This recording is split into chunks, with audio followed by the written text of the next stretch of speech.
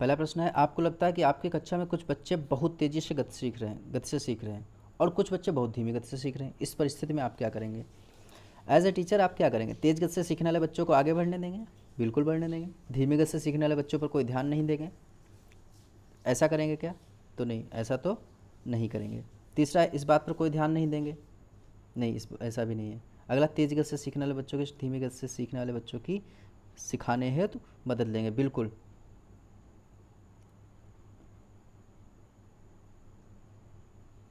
बिल्कुल ऐसा ही करेंगे। क्या करेंगे? तेज गति से सीखने वाले बच्चों की सहायता की, धीमी गति से सीखने वाले बच्चों की सिखाने हेतु मदद लेंगे।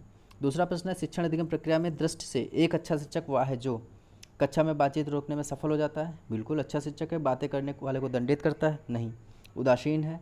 नहीं। जो सोचता है कि बच्चों बातचीत को सीखने के संसाधन के रूप में उपयोग किया जाए? देखिए, अच्छा शिक्षक वही है जो किसी भी चीज़ को उसके संसाधन के रूप में उपयोग करता है। अगर वो संसाधन के रूप में उसका उपयोग करता है तो वो अच्छा शिक्षक माना जाएगा।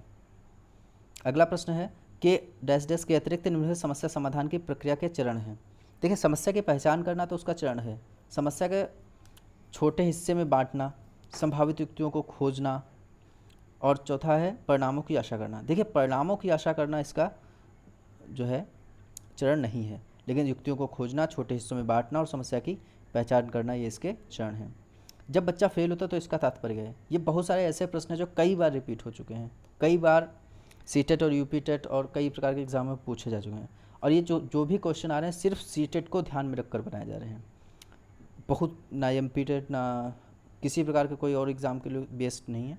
ये सारे के सारे प्रश्न सिर्फ सीटेट को बेस में रखकर बनाए जा रहे हैं। तो पहला जो चौथा प्रश्न है, जब बच्चा फेल होता है तो क्या होता है?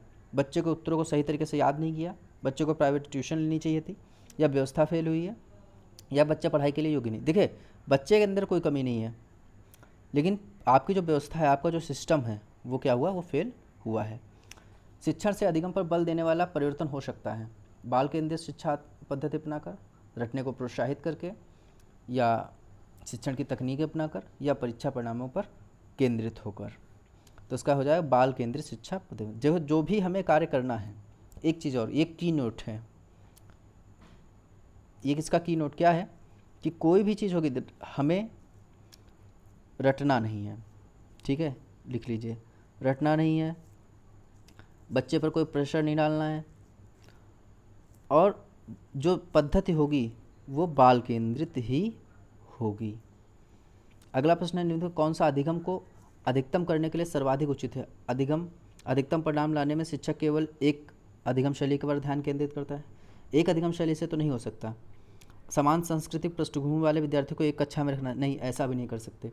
जब तक क्लास जो है पूरी तरीके के वर्सेटाइल होनी चाहिए। शिक्षिका को अपने संज्ञानात्मक शैली के साथ साथ अपने शिक्षार्थियों की संज्ञानात्मक शैली की पहचान करनी चाहिए। बिल्कुल ऐसा ही, या शिक्षार्थियों के व्यक्तिगत भिन्नता को सहज बनाने के लिए समान शिक्षार्थियों को जो नहीं, समान शिक्षार्थियों के ग्रुप नहीं बनाने हैं। देखिए, हमें ऐसा कुछ नहीं करना है जो किसी प्रकार का डिस्क्रिमिनेशन करता हो, भेदभाव करता हो, या किसी प्रकार का कोई अलग निर्माण करता हो समूह का। हमें जो यूनिवर्सल शिक्षा देनी है, समावेशी शिक्षा देनी है, सबको शिक्षा एक साथ देनी है। तो हमें शिक्षिका जो है, जो अपने संज्ञानात्मक शैली के साथ साथ शिक्षार्थियों की उनकी समझ क्या है उसके हिसाब से भी कार्य करना चाहिए। अगला प्रश्न है, जब बावर्ची खाना पकाते समय खाने को चखता हो जाएगा यहाँ पे, तो वह डैश डैश के समान है। सीखने के रूप में आकलन, या आकलन और सीखना, सीखने का आकलन, और सीखने के लिए आकलन। देखिए, जब कोई बावर्ची खाना बनाता है तब वो क्या कहलाता है? सीखने के लिए आकलन, सीखने के लिए आकलन, इसका विकल्प हो जाएगा चौथा सही। लेकिन जब एक भ्रमण के बाद में कोई अध्यापिका जो है बच्चों को ले जाती है और उन्हें वापस लाती है, तब उनका जब परीक्षण लेती है, तब क्या होता है? जो सीखा हुआ है उसका आकलन होता है, ठीक है। शिक्षण व अधिगम प्रक्रिया में व्यक्तिगत रूप से ध्यान देना महत्वपूर्ण है, क्योंकि शिक्षार्थी हमेशा समूह में ही बेहतर होते हैं। ऐसा है क्या? नहीं। शिक्षण प्रक्रिया कार्यक्रमों में ऐसा ही बताया गया है? नहीं, ऐसा कोई रटंत विद्या या ऐसी कोई चीज़ जो बताई नहीं गई जो कि रूढ़िवादी हो। प्रत्येक विद्यार्थी को अनुशासित करने के शिक्षक को बेहतर अवसर मिलते हैं? नहीं, अनुशासित करना ही नहीं, उन्हें फ्री छोड़ देना। बच्चों की विकास दर भिन्न होती है और भिन्न तरीक़ों से सीखते हैं। बिल्कुल, बच्चों की विकास दर भिन्न होती है और भिन्न तरीके से सीख सकते हैं, ये बार मैं कई बार बता चुका हूँ, ठीक है। अगला प्रश्न है, निम्नलिखित कौन सी समस्या समाधान की वैज्ञानिक पद्धति का पहला चरण है। देखिए, समस्या समाधान का पहला चरण क्या है कि समस्या के प्रति परीक्षण करना, प्राकल्पना का परीक्षण करना, समस्या के प्रति जागरूकता या प्रासंगिक जानकारी को एकत्रित करना या प्राकल्पना का निर्माण करना। देखिए, समस्या समाधान की प्रारंभिक जो वैज्ञानिक पद्धति है, जो पहला चरण है, वो है पहचान। और पहचान किसकी?